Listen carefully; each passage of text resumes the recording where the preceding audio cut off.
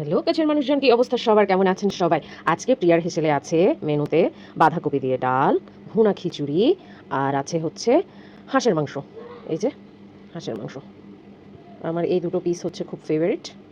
So চলেন খাওয়া শুরু করি। খিচুড়ির টেক্সচারটা দেখেন, আসলে নিজে রান্না করেছি বলে বলছি না, খিচুড়ি হতে হবে এমন ঝরঝরে।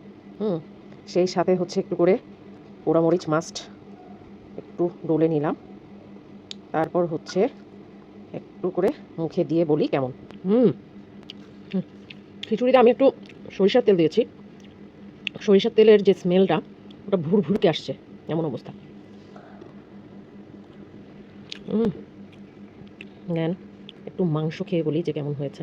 হাঁসের মাংস বেসিক্যালি অনেক শক্ত হয়, আর গরম আমার এই মাংসটা।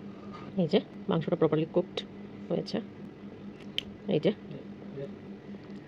একটু করে মাখিয়ে নিয়ে, গরম গরম একদম। আহা আহ কি টেস্ট বাবা! প্রিয়ার হেসেলের সঙ্গেই থাকুন।